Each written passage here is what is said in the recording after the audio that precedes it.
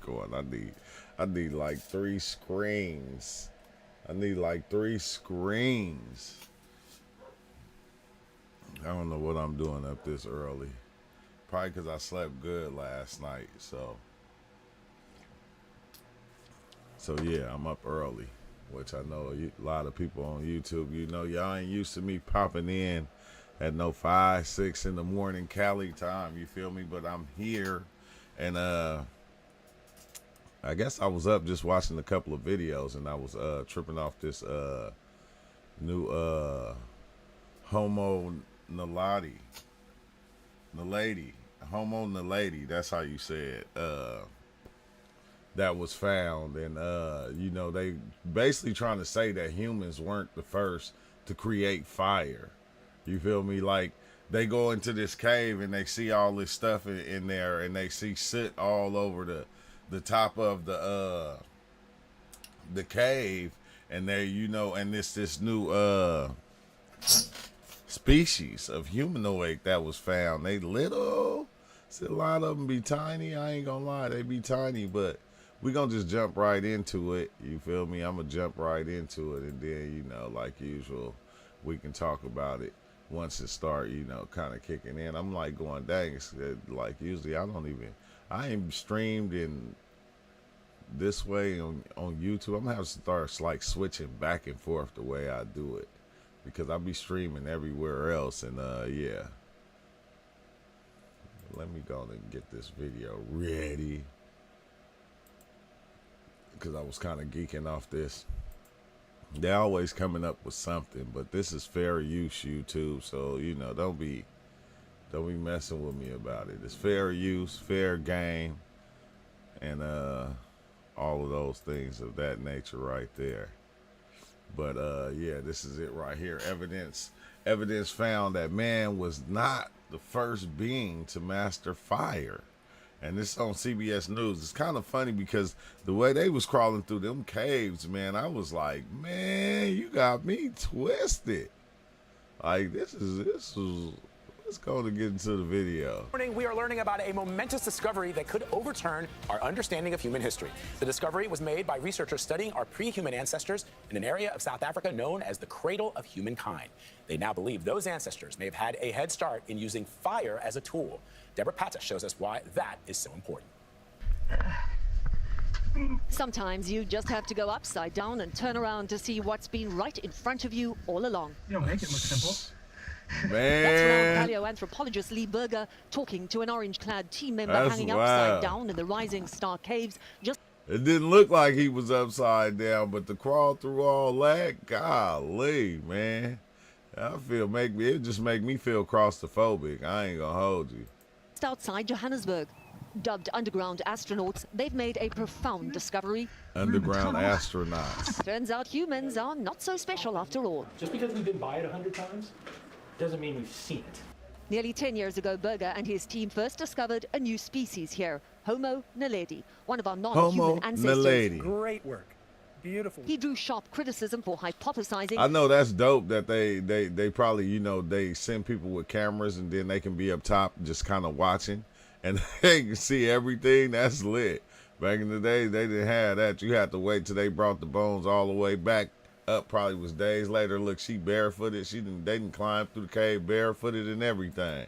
That the creature was deliberately placing its dead in a dark and dangerous underground chamber that no one believed was possible to navigate without light. And the reason they didn't believe it was because Homo naledi, with its tiny little brain, just bigger than a chimpanzee, couldn't have had fire.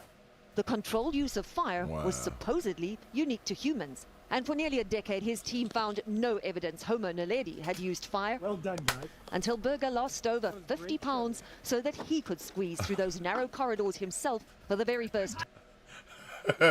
Hey, that's really putting in some work. He lost 50 pounds just so he could squeeze through there. Makes sense.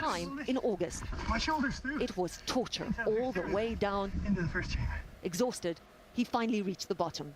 And I looked up, and I realized the ceiling was black. It was burnt.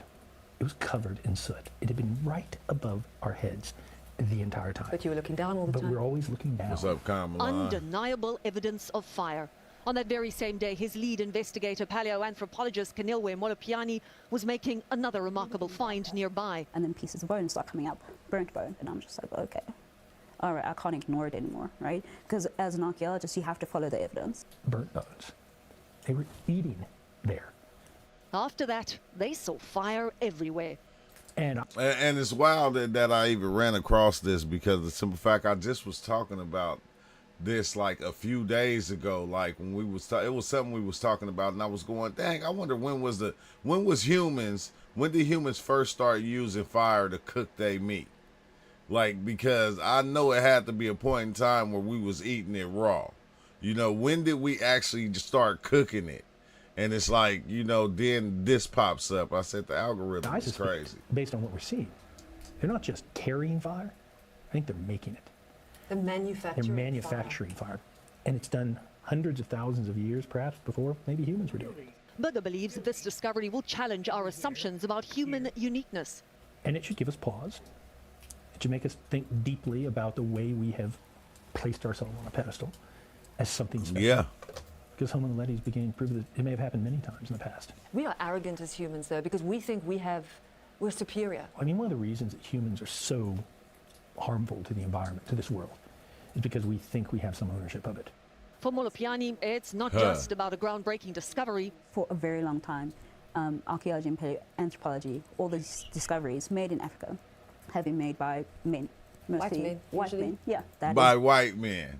So they put the white perspective on everything they found, you feel me? Yeah, which is kind of crazy, because, you know, you find this stuff and you racially profiling it, you know, from the jump. Like, and then, you know, Is when we it start was talking back them was the black narratives one, as probably black Africans, people and we down just there they tell had in the stories down. caves finding this And shit. that narrative starts with the understanding that we are not just part of a complex now, there has been a complex past as well. We just never saw it because all this time we've been looking down instead of looking up. For CBS Mornings, Deborah Patter, Cradle of Humankind. Yeah, that kind of tripped me out, man. Wait, hold on, let me see. What? Homo Milady. Homo Milady. The Homo Milady. Let me see a little bit more on this. Let me, I ain't trying to hear all, you know, play the music, because, you know, YouTube be timing. So let me see how far I got to get. That there's a lot to be found.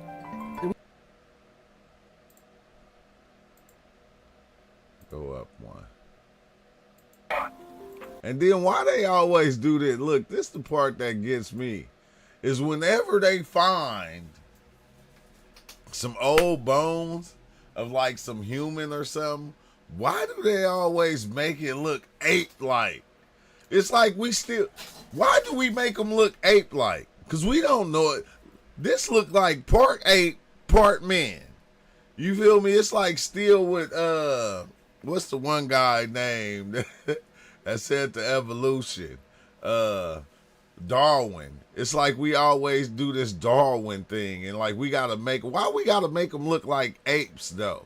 Or like some type of like monkey-like creature. Like, how come they couldn't look normal? Like, how come they couldn't look human? Which, like, they couldn't have it, which I know a couple people look like this, but I'm just saying, he kind of look Mexican or something. I ain't gonna hold you. But I'm just saying, bro, I don't know why they do this. This is just one of the things I think I don't like about that. Is when they put a face on these old humans, this is how they come out looking. They come out looking like kind of ape-like. And it's just like, Homo naledi why? fossils are extraordinary in a wide variety of ways. Man, why you gotta be playing music through the whole thing? Look at this.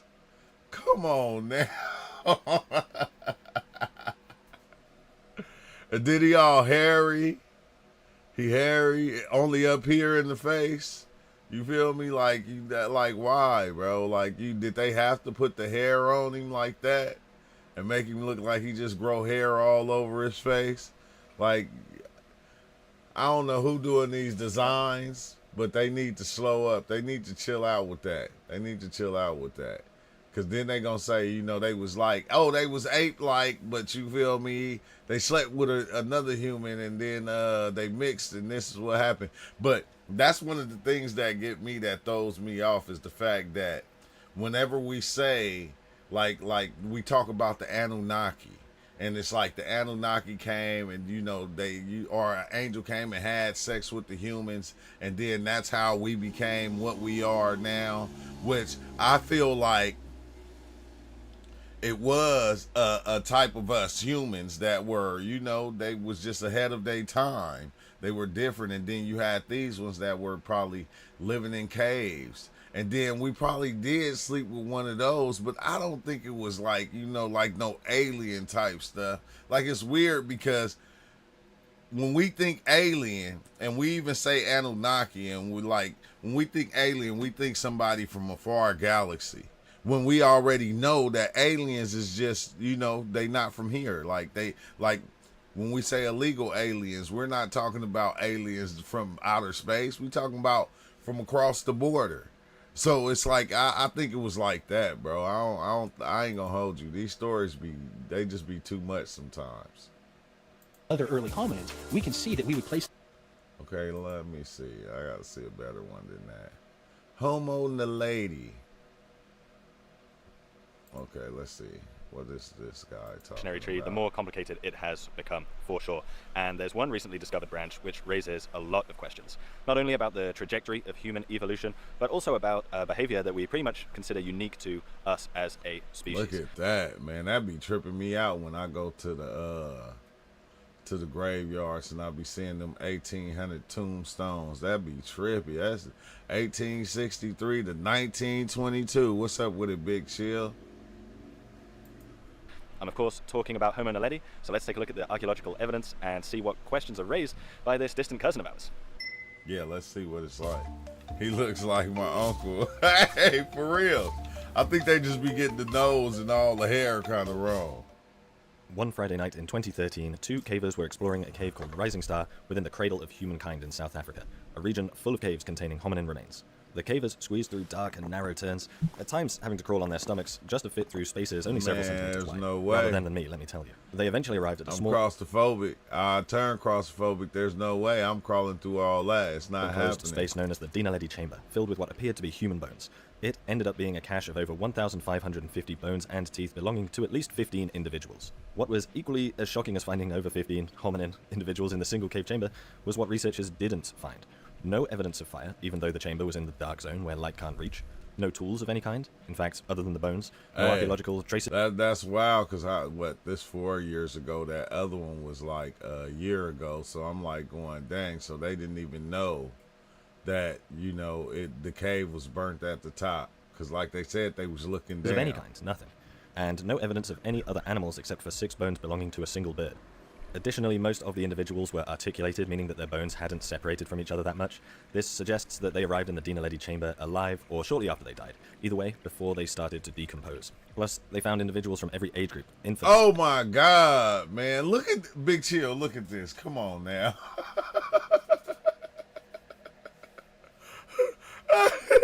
Yeah, crawling through that, I ain't doing it, bro. I'm not. But what? Look at this dude, man. Why he got an afro? Why he got a fro? But like I said, look how they do like all of this right here. You feel me? It's like they give him that. Why they make him look like an ape? Like it's almost like they still playing into the Darwin theory. They still playing it.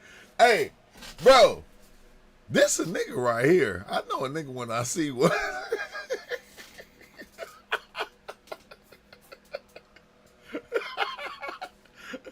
They still made it look like an ape. And then it's like basically what are you saying? This is what you find in apes?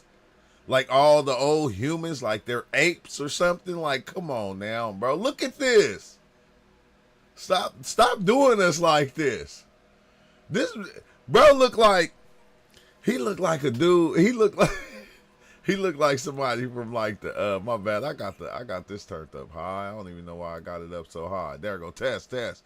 He looked like somebody from the 70s, okay? He looked like somebody from the 70s. You feel me? With bell bottoms and you feel me, a butterfly collar. You feel me?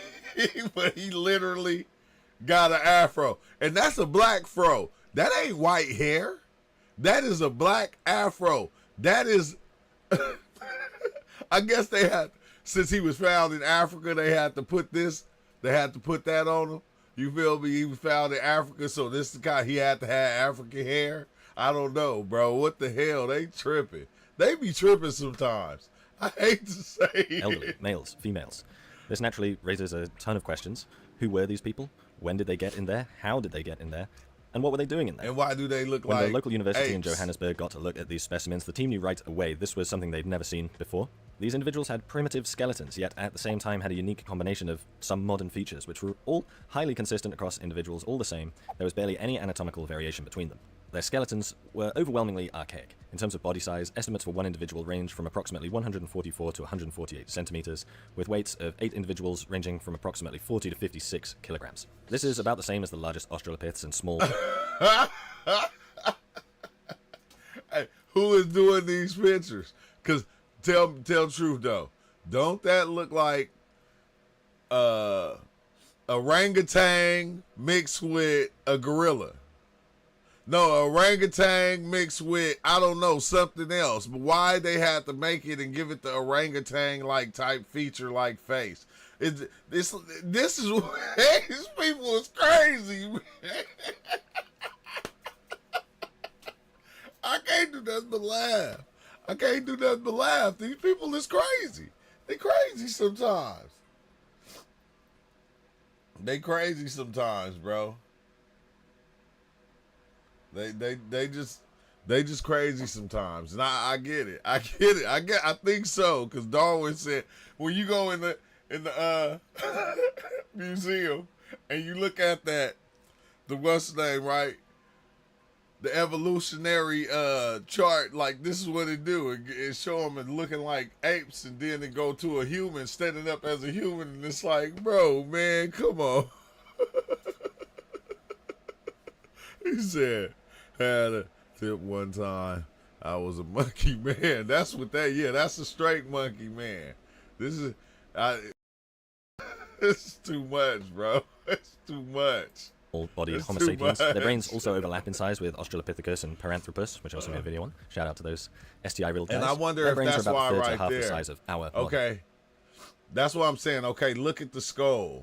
Okay, this is now I can kind of understand it, but what if these weren't humans though? Because look at the way the skull is. Man, that is trippy. That is trippy. It looked like, I'm telling you though, bro, I'm telling you, I know a couple of people that look like this, who look like if they took their skin off their skull would look like this. I ain't gonna name them, but I'm gonna show them one day. While their brains were certainly smaller than more recent members of our family tree of Homo, their skulls were similarly shaped. They were much rounder and taller compared to Australopithecus and Paranthropus. What's really cool is that some of the Homo naledi skulls preserve an imprint of the brain called an endocast. These endocasts show that their brains might have been organized in a similar way to later species of Homo, even though they were much smaller. And it makes you wonder, if they were shaped the same way, did they work the same way? Did they think the same way? They also had features that are thought to be adaptations to climate. It's kind of weird because the older you get, it seems like the thicker your skull right here under your eyebrows and all this get. You feel me? It starts to protrude the older you get. So, I don't know, bro. That's trippy. Which are seen in earlier hominins. These include long arms and fingers and a flared ribcage and pelvis. On the other hand, they had very modern-looking wrists, ankles, hands, feet, and teeth, which are much more similar to Homo sapiens and other more recent hominins like Homo erectus and Neanderthals. All these modern features are so important because animals use their teeth and hands and feet to directly interact with their environment. See how long teeth supposed to last? They supposed to last even when you dead, huh? This means that Homo naledi was probably eating, manipulating objects, and walking upright in ways similar to us, and was therefore perhaps also capable of similar behaviors. Without any concrete evidence at the moment, though, we still can't say for sure. Wait, what? So where does Homo naledi fit on our evolutionary tree? Yeah. Basically, no one knows. Based on the sort of archaic anatomy that they had, it was hypothesized that they had evolved around 2 million years ago. Still definitely Homo, but at the base of our lineage. But that was really complicated by a 2017 discovery. Why they gotta be Homo though? Like, you feel me? And then today people be talking and it'd be like, no homo. You feel me? Is that just not no human? Like how they take homo from this and put it to. Discovery. But all right, anthropologists were I'm able just to like, obtain hey. dates from one of the teeth of the Homo naledi specimens, and it turned out that they had lived around 300,000 years ago, roughly. That was quite the shock. Anthropologists still kind of feel that the anatomy of Homo naledi is just too archaic for them to have evolved around 300 years ago. So basically the current thinking is we're still looking at a relative of perhaps Homo erectus, a species. When you say Homo erectus, you got to say no homo. Yeah, I ain't gonna lie. Homo erectus, it sound like a word a man made. You feel me? Because you know erect. I ain't gonna get into that, but it just sounds like a word that a man species that made. evolved 2-ish A female million didn't years make ago, that word. but the They Homo come up naledi with that. somehow got geographically or reproductively Homo isolated erectus. and sort of just went on its own path, basically. You could sort of compare it perhaps to another small hominin on the other side of the world, Homo floresiensis. What's really interesting about that young date, that 300 Yeah, you talking about is you talking about the Iceman, Big Chill? I think you talking about the Iceman, bro. If I ain't mistaken. It's got to be the Iceman. 100,000-ish year date is that it forces us to question the trajectory of human evolution. Before the discovery of Homo naledi, anthropologists had basically thought that once bigger framed, bigger brained hominins had evolved, that smaller, more archaic species were basically outcompeted and had disappeared from the archaeological record. Homo naledi basically shows that we were wrong about. Man, there's some. Come on now, there's some little people out there. We know a few of them. You feel me? I don't know. It's little people and it's big people. Last night when I was going to sleep, bro, I'm telling you, I felt like a giant. I felt like a giant laying on the mountains and shit. Like that shit was trippy as hell. About that, or at least it's more complicated. That in some areas, Iceman. for whatever reason, smaller framed hominins were able to survive and perhaps thrive for hundreds of thousands of years. So yeah. How and why they entered the Dinaledi chamber? Why not? Remember when they went over to I think it was somewhere in Africa and they found that one tribe? We watched that a long time ago. They found that one tribe of people and it was like they was all little though. They was all probably like, 5 feet tall or something. They was all little. But they all looked alike. Like it was a gang of dudes. They all had, it's like all of them had the same face. And I wasn't tripping, but I'm like, what, man, all these dudes, like that's the uncle, that's the nephew, that's the cousin. How come they all got the same face? Like when did we start actually even changing our faces? Like, cause they all look the same. Like they look the same, like, okay, like they all was twins or something. Like you got 6 tuplets or something. They all looked alike. I wouldn't have been able to, I would have been getting them mixed up all the time. I ain't gonna hold you. Like Kevin, he like, man, I'm not Kevin, I'm Johnny. Still burning questions. One clue is that, according to the team's geologists, the deposition of these individuals occurred over an extended period of time. Vague, but it can help us narrow things down and eliminate situations that involved a single event. I know everyone always wants to say massacre, but it doesn't look like it. There have been a number of hypotheses proposed so far. One pretty obvious one is that they lived in it. I mean, first of all, the small chamber is incredibly hard to access. Perhaps it had a different entry back then, but it is a narrow chamber. And like I said earlier, there's it would make sense. If it's narrow and it's small, they could fit in there and they didn't have to worry about predators getting in there and getting them. A tiger or lion or whatever live over there. They didn't have to worry about going in there and being able to get them. You feel me? Archaeological evidence of anything at all, especially not occupational debris. So this one's been eliminated for the time being. Another was that the cave had flooded, carrying these individuals inside of the Dinaledi chamber. But there's no geological evidence that the cave was ever majorly flooded, nor that the bones themselves were ever submerged in water, and if the geologists are correct that the deposition occurred over an extended period of time, this cave would have had to have been continually flooded to keep bringing them in there. Could they have been dragged in or chased by predators, or could they have been the predators? If this was the case, we'd expect to see a few remains of these predators and prey, or at least some bite marks on some of the Naledi bones as the predators consume them, but we don't. There are no other animals found in the chamber except for that partial bird skeleton, and basically who knows how and when that got in there. What if they just fell in? Yeah, that's wild, bro. But like Big Chill was talking about, the Iceman found in Canada. See, I remember this one, Big Chill.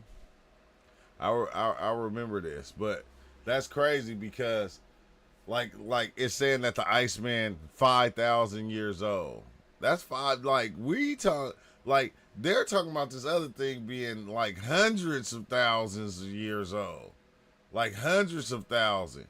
5,000 years old. He knew Jesus. He walked with Jesus. He was there. He was there. The Iceman was there. But I remember when they found the Iceman. Whatever happened to the Iceman? This man's surprising secret. Scientists are stunned. Hey, I wonder what did happen to the Iceman. Unsolved case of. Look, they didn't make him 6,000 years ago. Look, they made him look. He looked human. They didn't make him look like no ape. 7 million years. Okay, let's check this out right here. 7 million years of human evolution. Oh, let me see something, because I know they're going to talk about the Iceman right there. All right, let me kill that sound real fast. Okay, 1.5. Yeah, we're going to speed it up a little. Oh, they ain't saying nothing. We know about our lives.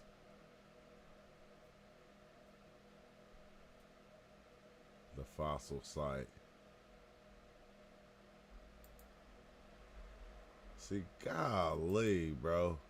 And then that was even with Lucy, because remember when they found Lucy, they did that. Remember, and they was saying Lucy was like one of the first humans, and then next thing you know, they started saying that Lucy was an ape.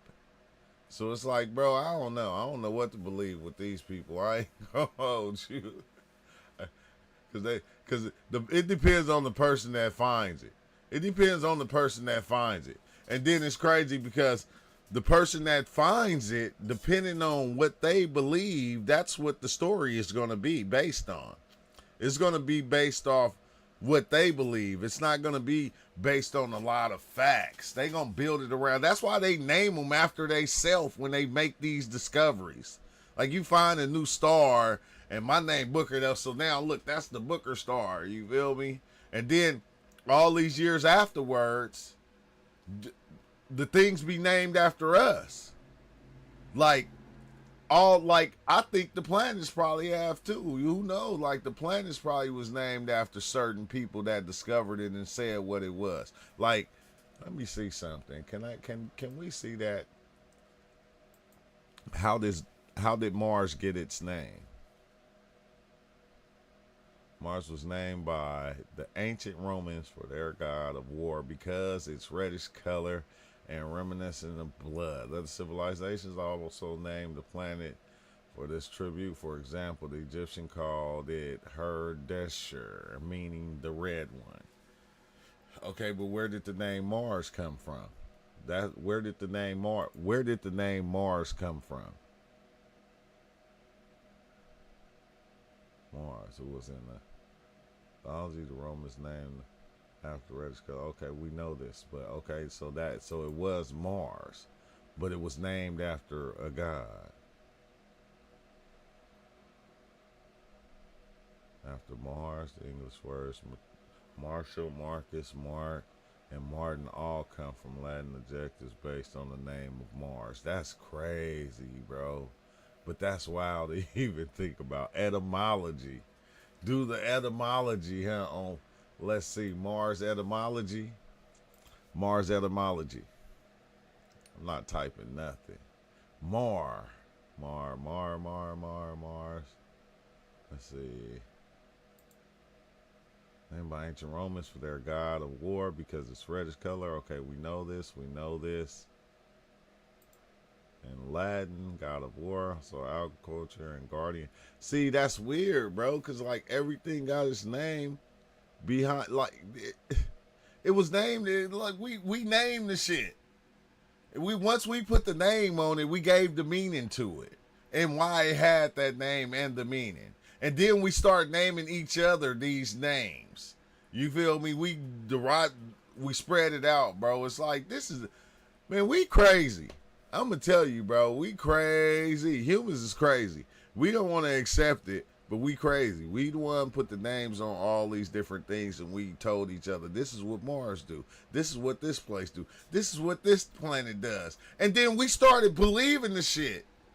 And we believed it, and then we built all these stories behind it as we went.